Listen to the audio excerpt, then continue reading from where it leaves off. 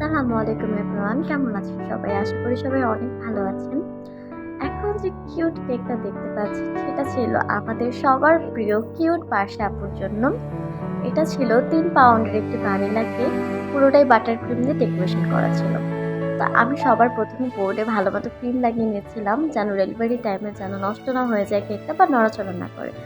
তো আমি সবার ১ম এ একটা লেয়ার দিয়ে তারপর সেটার মধ্যে সুগার সিরাপ দিয়ে এবার বাটার ক্রিম পুরো লেয়ারে সুন্দর করে স্প্রেড করে দিচ্ছিলাম।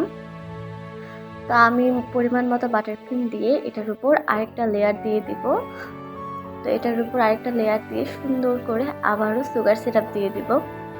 তো আপনারাও কিন্তু এরকম সুন্দর, সুন্দর কেক আমাদের কাছ থেকে অর্ডার করতে পারেন। আর আমাদের কাছে পাশে আপু একটা পিক দিয়েছিল রেফারেন্স, বলেছিল সেটার মতো করে দিতে। তো আমরা সেটাই চেষ্টা করেছি। আলহামদুলিল্লাহ পাশে আপুরও খুব পছন্দ হয়েছে। আমাদের পেজে কিন্তু পাশে আপুর একটা কিউট রিভিউ শেয়ার করা আছে। আপনারা চাইলে কিন্তু দেখে আসতে পারেন।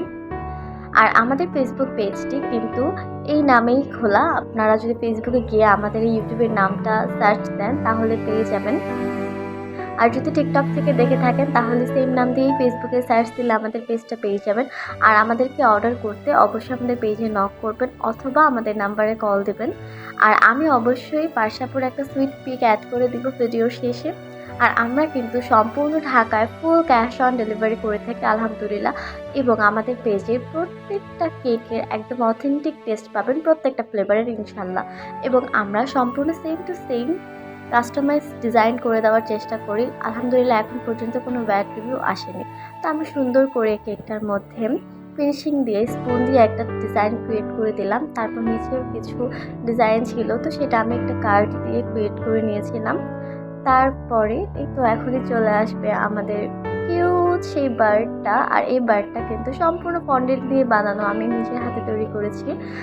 তো এই টিউটোরিয়াল যদি চান অবশ্যই ইনশাআল্লাহ আপনাদের কাছে শেয়ার করবো একদিন।